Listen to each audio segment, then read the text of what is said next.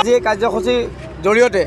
অৰুণাচল চৰকাৰক স্পষ্টভাৱে বুজাই দিব বিচাৰিছোঁ যে চিত্ৰশিল্পী নীলিম মহন্তক 24 ঘণ্টাৰ ভিতৰত মুক্তি যদি নিদিয়ে তেতিয়া অনতিপলমে অৰুণাচলৰ যিমানকেইখন গেট গোটেইকেইখন গেটত অৱৰোধ কাৰ্যসূচী হাতত লোৱা হ'ব আৰু অৰুণাচলৰ যিমান যাতায়াতৰ পথ আছে সকলো পথ বন্ধ কৰি দিয়া হ'ব। 24 ঘণ্টাৰ ভিতৰত চিত্ৰশিল্পী নীলিম মহন্তই নিজৰ মনোভাৱ প্ৰকাশ কৰিছিলে নদী বান্ধৰ বিৰোধিতা কৰি এটা চিত্ৰ অংকন কৰাৰ অপৰাধত যদি নীলিম মহন্তক লখিমপুৰৰ পৰা অৰুণাচল প্ৰশাসনে উঠাই লৈ যাব পাৰে আমি কৃষক মুক্তি সংগ্ৰাম সমিতিয়ে দাবী জনাইছোঁ যে অসম চৰকাৰৰ অসম প্ৰশাসনক আমি ধিক্কাৰ জনাইছোঁ যে 24 ঘণ্টাৰ ভিতৰত চিত্ৰশিল্পী নীলিম মহন্তক মুকলি কৰি দিব লাগে। যিহেতু অৰুণাচলৰ কোনো দল সংগঠনে আমি